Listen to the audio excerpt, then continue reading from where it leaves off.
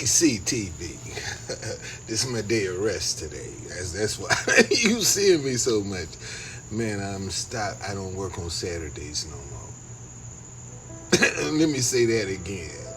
I don't work on Saturdays no more. And it took a while getting adjusted to not working on Saturdays because that's when you make most of your money. But I'm trusting God.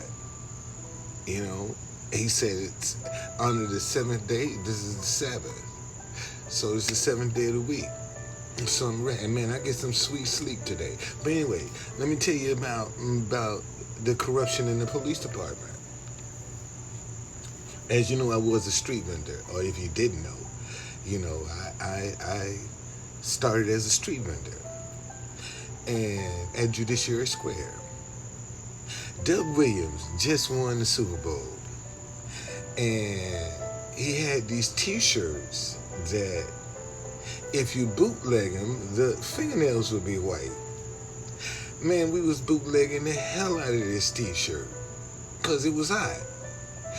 Well, one day we go up in the t-shirt shop and Sergeant Jerome Gray of the vending unit is in there printing bootleg t-shirts. I said, man, you the police. You can't do this shit. He said, this is my time off. Can't nobody tell me what I can do on my time off. I said, you ain't never off on the police. So, and he was dating a girl. And even to this day, man, as a retired DC police officer, Sergeant Jerome Gray is a street vendor right down by Nat Stadium. Him and his girlfriend, you know, whoever she is, that's all I know is his girlfriend.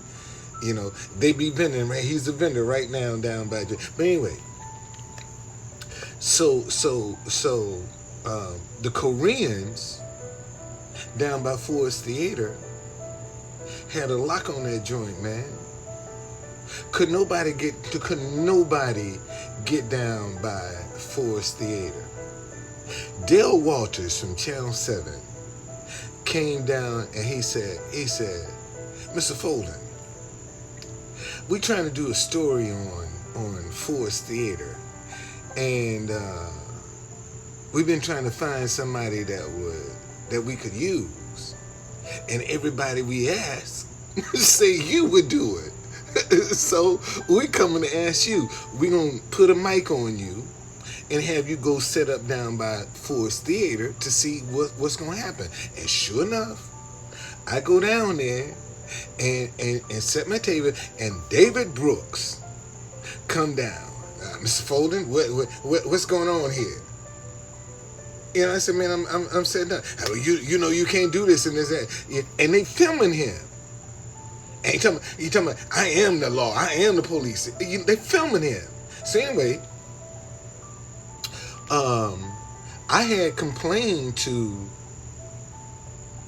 Internal Affairs that these guys was on the take, man.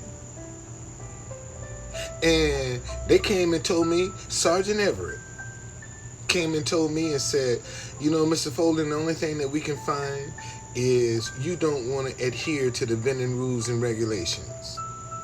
And I just said, man, if I got to run for mayor to tell this story, I will. And he looked at me and said, sir, you're a street vendor. Don't waste your time. I said, what did you say? He said, you're a street vendor. Don't waste your time. Ain't nobody gonna listen to you. Now, I then, right in front of the building where Board of Election is, man, I walked right into Board of Election. What I got to do to run for mayor? They said, raise your right hand. Here's some petitions. We need 2,000 ballot signatures. And I went out and got them. And got on the ballot to run for mayor. Ran against Marion Barry, but that's another story. But anyway, so let's get back to it. So anyway, they were riding me, man, on the vendor cops. George Hardy, David Brooks. Man, them jokers was wearing me out. Okay? So I saw them come down 4th Street one day. And it was cold, man. I had a jumper on. And I just took my tape recorder and turned it on and dropped it off in my pocket. And Hardy got out the car. Don Folden, you ain't shit. And this how he said. He said, motherfucker, if you got your tape on, turn it up, motherfucker, and tell them to come get me, because I'm getting ready to get up out of here. And the tape was running. I said, what did you say? He said, motherfucker, you heard me. You ain't shit. And if you got your goddamn tape on, y'all better come get me, motherfuckers, because I'm getting ready to get up out of here. You know, and I took the tape to Internal Affairs. They said, can we have? I said, no, but I'll bring you a copy. I took him a copy. Man, the next week, they had these Koreans go down in front of the 1st District.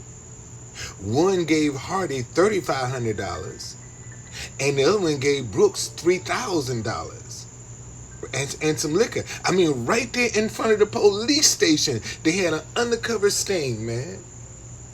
You know, and them jokers cried like a baby.